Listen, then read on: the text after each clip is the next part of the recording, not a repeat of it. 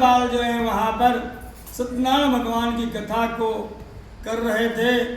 जब कथा समाप्त हुई, पूर्णाहुति हुई, तो उन ग्वाल बालों ने सत्यनारायण भगवान का प्रसाद उस राजा के पास निवेदित किया, किंतु राजा ने न भगवान सत्यनारायण को प्रणाम किया, न अभिवादन किया।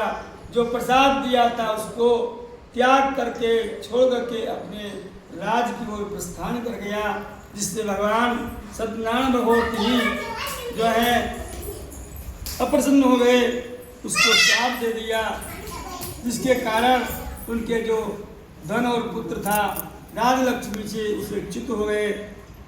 ऐसा जब घटना घट गई, तस्य पुत्र सुतम नष्टम धनधान्यादिकम च, उनके 100 पुत्र जो थे वो भी नष्ट हो गए। सत्यदेवेन तत्सर्वम नादितम मम निश्चितम, तब उसको विचार आया कि सत्यनारायण भगवान ने ही मेरा ये राजलक्ष्मी और पुत्रों को नष्ट कर दिया है। राजा इस प्रकार से जब मन में विचार किया, पुनः अपने मंत्रियों के सहित जो है वहाँ जहाँ पर सत्यनारायण भगवान की वो वट वृक्ष के नीचे कथा हो रही थी वहाँ पर गया। भगवान सत्यनारायण को प्रणाम किया, क्षमा मांगा, प्रसाद को ग्रहण किया। सत्यदेव प्रसादेन वनपुत्रान् मतो वोच, जब भगवान प्रसन्न हो गए, उसको वरदान दिया, आशीष दिया, आशीर्वाद दिया।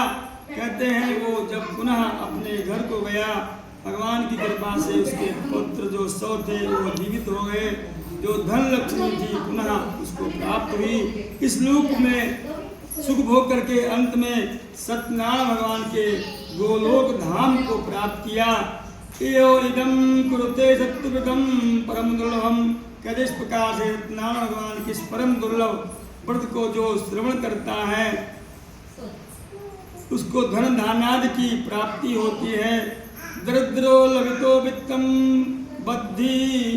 बद्धो मुच्चेत बंधनात्, जो दरिद्री धनवान धनहीन होता है वो धनवान होता है, जो बंधन में पड़ा हुआ होता है वो बंधन से मुक्त हो जाता है, जो डरा हुआ होता है वो डर से मुक्त हो जाता है, भय से मुक्त हो जाता है। इस प्रकार से सत्यनारायण भगवान की कथा श्रवण करने से अंत में वो वैकुंठ लोक को प्राप्त करता है। इस प्रकार से कहते हैं कुछ इस समय कोई सत्यनारायण भगवान के नाम से जानता है, कोई सत्यदेव कहता है, अनेक कहते हैं, अनेक रूप आए विष्णुवे प्रभु विष्णुवे, भगवान विष्णु अनेक रूप धारण करके अपने भक्तों का कष्ट निवारण करते हैं।